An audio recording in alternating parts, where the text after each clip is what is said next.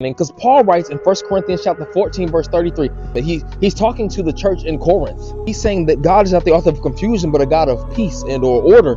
Saying this in response to a early church that is utilizing their spiritual gifts to draw attention to themselves.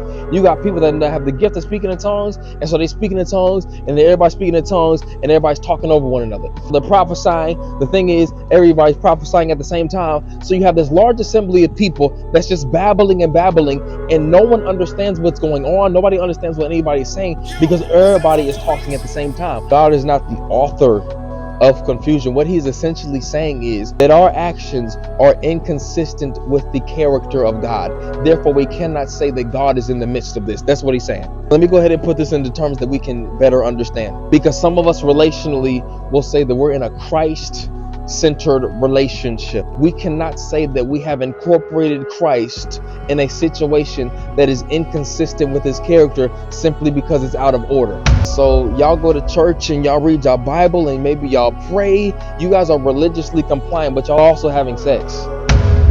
But y'all not married. Y'all also living together and y'all not married. Now, Christ may be involved.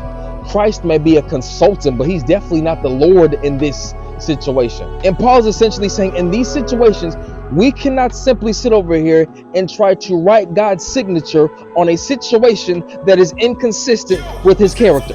It's like, Jermaine, you can't sit over here and lie through omission and manipulate the mind of a woman, but because you go to church and because you preach and because you pray and because y'all sometimes go to church together, you cannot sit over here and say that Christ's name is on this situation because it's out of order. The most dangerous thing that we can do as Christians is confuse the involvement of Christ with Christ being at the center of something. Because some of us, yes, Christ is involved, hopefully through the lens of conviction, but I get really worrisome for some of us as Christians that confuse God's silence for permission. That's scary, because that would then suggest that God has delegated responsibility to teach me to the pain from the situation because his words ain't working.